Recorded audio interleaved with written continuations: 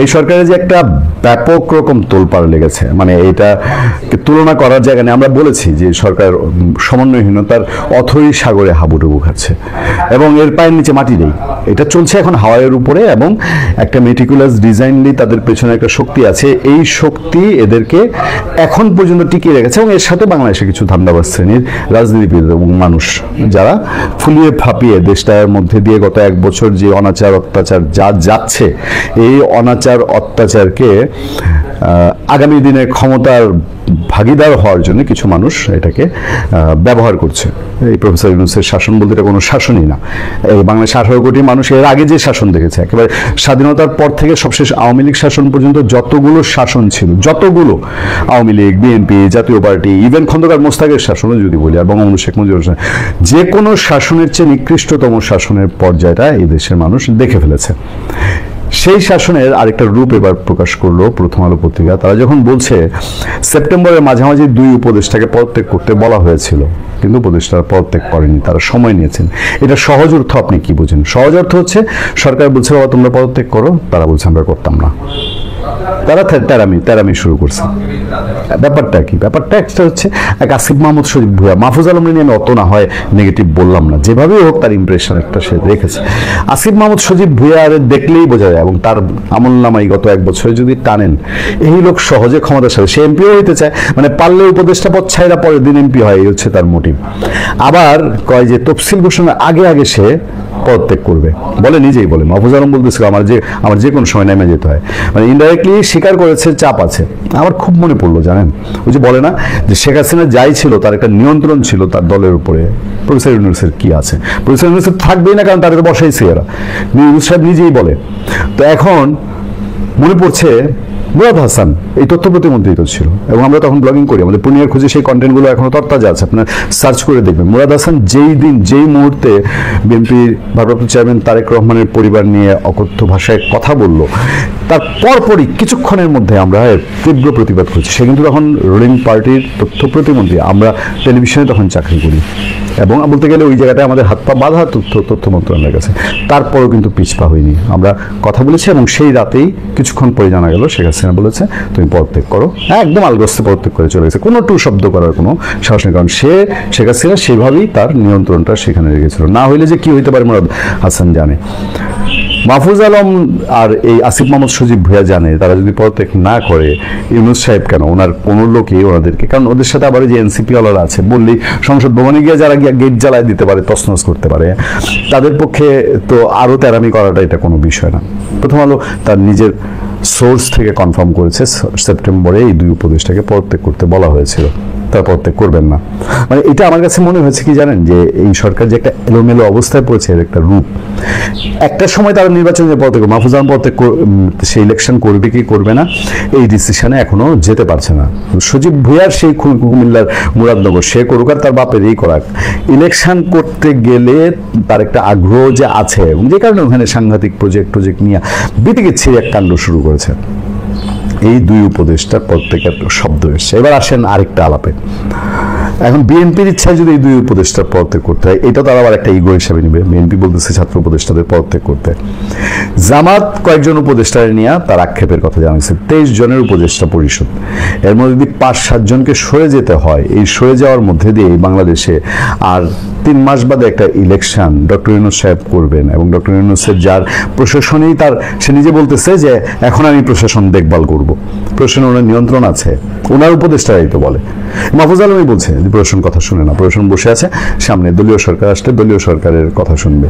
তো উনি কোন বলিয়ানটায় হয়ে উনি যে মিষ্টি মিষ্টি কথা বলেন, প্যাচ তো অনেক লাগছে, এই প্যাচগুলো আমি আপনাদেরকে একে একে বলবো, একটা প্যাচ না। আজকে আমরা আপনাদেরকে পরবর্তী আলোচনাটা দেখার আমন্ত্রণ জানাচ্ছি, যেখানে এই সরকার যে আসলে ইলেকশন করতে চায় না, ভেতরে এটার কিছু রূপ দেখা যাচ্ছে। তারা কিভাবে এখনো বিপ্লবী সরকারের খায়েশ নিয়ে ঘুরছে, চলেছে 1 বছর সাংবিধানিক ভিত্তির কথা বলে, সাংবিধানিক ভিত্তি নাই কিন্তু সাংবিধানিক ভিত্তি ধুয়ে, সেইটা ওই যে বলে না ধুয়ে পানি খাওয়া, সেইটা ধুয়ে তারা পানি খেয়ে ফেলেছে।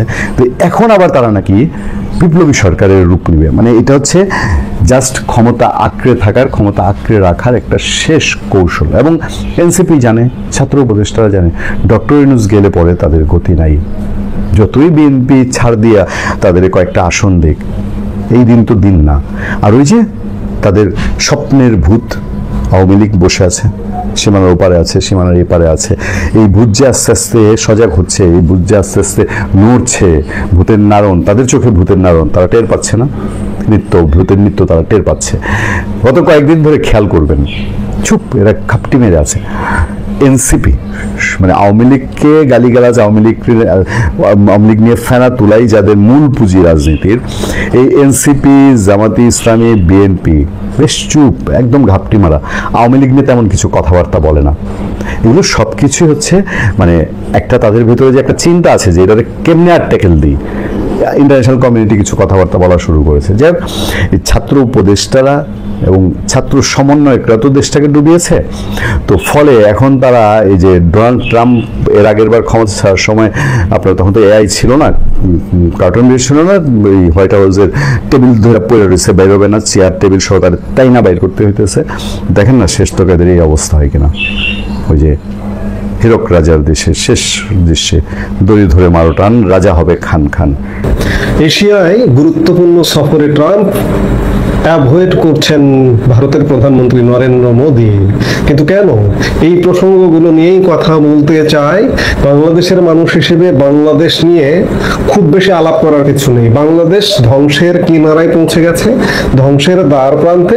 এখান থেকে বাংলাদেশ ঘুরতে হলে গত বছর জুলাই আগস্টে যে তাণ্ডব হয়েছে, যে গণ আন্দোলন হয়েছে, বাংলাদেশ আবারও আরেকটি গণ আন্দোলনের অপেক্ষায় আছে। আমরা প্রতিনিয়ত বাংলাদেশ নিয়ে আপডেট আলাপ করব, কিন্তু এই মুহূর্তে আন্তর্জাতিক প্রসঙ্গ। আসছে সপ্তাহে মার্কিন প্রেসিডেন্ট ডোনাল্ড ট্রাম্প এক গুরুত্বপূর্ণ সফরে এশিয়াতে আসছেন। এ সফরে তার মূল নজর থাকবে চীনের প্রেসিডেন্ট শি জিনপিং এর সঙ্গে সম্ভাব্য বৈঠকের ওপর। এমন বৈঠক হলে তা বৈশ্বিক অর্থনীতির ওপর প্রভাব ফেলতে পারে, এ খবর দিয়েছে বার্তা সংস্থা এএফপি। আর একদিকে আমরা গতকালকেই আলাপ করেছিলাম যে মার্কিন যুক্তরাষ্ট্রের সাথে ভারতের যে বাণিজ্য যুদ্ধ চলছে সেটি অবসান হতে যাচ্ছে বা অবসান হওয়ার পথে, কারণ প্রতিনিয়ত ভারত মার্কিন আলাপ আলোচনা চলছে। বিভিন্ন সূত্রের বরাত দিয়ে গতকালকে জানা গিয়েছিল যে ভারতের উপর যে বাড়তি বর্ধিত 50% বাণিজ্য শুল্ক, সেই শুল্কটা কমে 15-16% নেমে আসতে পারে। এবং এটির শুভ ঘোষণা বা শুভ সূচনা হয়তো হবে আসন্ন মালয়েশিয়ার কুয়ালালামপুরে অনুষ্ঠিত হতে যাওয়া আসিয়ান শীর্ষ সম্মেলনে দুই নেতা ডোনাল্ড ট্রাম্প এবং নরেন্দ্র মোদীর একটা সাক্ষাৎ হবে। সেই সাক্ষাৎ পরবর্তী সময়ে এটি হয়তো ঘোষণা হবে। কিন্তু আজকে একটি ফোন আলাপে ঘটনা উল্টে গেল। আজকে ভারতের প্রধানমন্ত্রী নরেন্দ্র মোদী এবং মালয়েশিয়ান প্রধানমন্ত্রী আনোয়ার ইব্রাহিমের মধ্যে এক ফোন আলাপ হয়েছে। ফোন আলাপ হবার পরে দুই প্রধানমন্ত্রী তাদের বিভিন্ন মাধ্যমে, বিশেষ করে সোশ্যাল মিডিয়াতে বলেছেন যে, বিশেষ করে প্রধানমন্ত্রী নরেন্দ্র মোদী যে মালয়েশিয়াতে যাচ্ছেন না, এটি মোটামুটি এই ফোন আলাপের পরে খোলাসা হয়েছে। বিশেষ করে ধারণা করা হচ্ছে যে আসন্ন বিহার ইলেকশন, নভেম্বরের ফার্স্ট উইকে বিহারের নির্বাচন এবং পূজা আছে, ছোট পূজা, নানা রকম ব্যস্ততার কারণে প্রধানমন্ত্রী নরেন্দ্র মোদী আসন্ন আসিয়ান শীর্ষ সম্মেলনের অতিথি হিসেবে যাবার কথা ছিল, সেটি তিনি যাচ্ছেন না। কিন্তু ডোনাল্ড ট্রাম্প আগামী 26 থেকে 28 অক্টোবর আসিয়ান শীর্ষ সম্মেলনে অংশগ্রহণের কথা রয়েছে। এখানে ট্রাম্প মালয়েশিয়ার সঙ্গে একটি বাণিজ্য চুক্তি এবং থাইল্যান্ড কম্বোডিয়ার মধ্যে শান্তি চুক্তি তদারকি করবেন। এছাড়াও ব্রাজিলের প্রেসিডেন্ট লুইস ইনাসিও লুলা দা সিলভার সঙ্গে আলাপের সম্ভাবনা আছে। যদিও ব্রাজিলের প্রেসিডেন্ট কিংবা চীনের প্রেসিডেন্ট কেউই আসিয়ান সদস্য নয়, কিন্তু তারা বাণিজ্য অংশীদার। আসিয়ানভুক্ত 10টি দেশের বাণিজ্য অংশীদার হিসেবে এবং আমন্ত্রিত অতিথি হিসেবে তারা অংশগ্রহণ করবেন। ডোনাল্ড ট্রাম্পের পরের গন্তব্য হবে জাপান। সেখানে তিনি জাপানের নয়া প্রধানমন্ত্রী শানা তাকাইচির সঙ্গে সাক্ষাৎ করবেন। ট্রাম্প জাপানকে রাশিয়ার জ্বালানি আমদানি বন্ধ করতে এবং প্রতিরক্ষা ব্যয় বাড়ানোর পরামর্শ দেবেন। সফরের প্রধান আকর্ষণ হিসেবে Trump 29 October Asia Pacific economic cooperation cooperation শীর্ষ সম্মেলনে উপস্থিত হবেন দক্ষিণ কোরিয়ায়। এছাড়াও উত্তর কোরিয়ার নেতা কিম জং উনের সঙ্গে সম্ভাব্য বৈঠকের কথাও রয়েছে।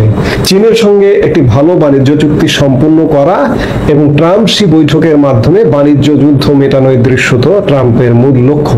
শি জিনপিং এর প্রভাব ব্যবহার করে রাশিয়ার প্রেসিডেন্ট ভ্লাদিমির পুতিনকে ইউক্রেন যুদ্ধ শেষ করার দিকে প্রভাবিত করবেন বলেও ধারণা করা হচ্ছে। তবে বৈঠক বাস্তবায়িত হবে কিনা তা এখনো অনিশ্চিত। বিশ্লেষকরা সতর্ক করছেন যে বড় ধরনের কোনো সাফল্য আশা করা যাবে না। এটি কেবল সম্পর্কের একটি বিষয় হবে। দক্ষিণ কোরিয়ার জন্য ট্রাম্পের সফর অর্থনৈতিক ও কূটনৈতিক সুবিধা অর্জনের সুযোগও। এশিয়ার বিভিন্ন দেশের নেতাদের সাথে ডোনাল্ড ট্রাম্প সাক্ষাৎ করতে যাচ্ছেন, কিন্তু এর থেকেও সবচেয়ে বেশি গুরুত্বপূর্ণ ভারতের সাথে সম্পর্ক কি হতে যাচ্ছে। এরই মধ্যে আমরা খবর পেয়েছি যে গতকালকে রাশিয়ান দুটো শীর্ষ তেল উৎপাদক কোম্পানির উপরে মার্কিন যুক্তরাষ্ট্র নিষেধাজ্ঞা আরোপ করেছে।